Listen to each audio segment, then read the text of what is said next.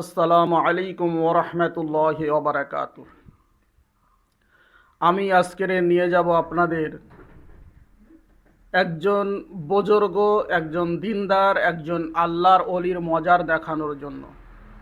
সত্যি মজারটা যদি দেখেন আপনাদের মনটা ভরে যাবে। আর একটা কথা বলি, এইরাম আনাচে কানাচে অনেক গ্রাম আছে যেখানে নেককার আল্লাহর অলির মজার আছে, কিন্তু আমরা জানি না কোথায় কত নেককার মানুষ শুয়ে আছে, আমরা কিছুই জানি না। তেমনই একজন আল্লাহর অলি, একজন বুজুর্গ, তানার কেরামত, অলিদের কেরামত, সেটা দেখানোর জন্য আমি আজকে বেরিয়ে পড়লাম। আমি যাচ্ছি, আপনারাও সাথে থাকবেন, দেখবেন কত সুন্দর লাগে এবং কত ভালো লাগে অলির মজার জিয়ারাত করলে, অলির মজার দেখলে। সত্যি অলিদের মজার দেখলে, যারা অলিদের ভালোবাসে, বলে বোঝানো যাবে না যে অলিদের মজার সামনে পড়লে কারই না ভালো লাগে। সেই অলিদের মজার দেখাবো ইনশাল্লাহ। আপনারা সাথে থাকুন, বেশি বেশি করে একটু লাইক সাবস্ক্রাইব করবেন, এটাই আমার অনুরোধ, যেন ভিডিওটা অন্য মানুষের কাছে পৌঁছে যায়।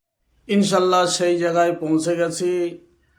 আপনারা দয়া করে দেখতে থাকুন, মজারটা দেখতেই পাচ্ছেন কত সুন্দর একজন আল্লাহর অলির মজার। ইনি ছিলেন মস্ত বড় একজন আল্লাহর অলি, দিনদার, নেককার, আল্লাহওয়ালা মানুষ। রাত দিন 24 ঘন্টা আল্লাহর ইবাদতে মগ্ন থাকত। এখানে ইন্তেকাল করার পরে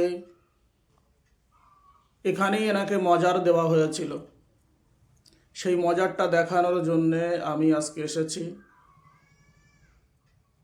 এলাকার মানুষ খুব সুন্দর করে মজারটাও তৈরি করেছে এবং অলির নামও এখানে লেখা আছে।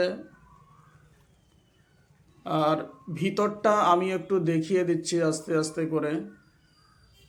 দেখুন, মরহুম মস্তান শাহ রহমাতুল্লাহ আলাইহির মজার শরীফ। ইনি অলি কুলের শিরোমণি ছিলেন একজনা। আর পাশেই দেখবেন ডান সাইডে খুব বড় একটা মসজিদ। এই মসজিদে অনেকে নামাজ কালাম পড়ে, 5 ওয়াক্ত নামাজ হয়। আর হুজুরের মজারটা তার বিপরীত সাইডে। সত্যি মজারটা দেখে, অলির মজারটা দেখে মন ভরে গেল। এনার অনেক কারামত এখানে শোনা যাচ্ছে। যাই বা হোক, আপনারা যদি যখনই আসবেন এই এলাকায়, তখন অলির মজার জিয়ারাত করবেন।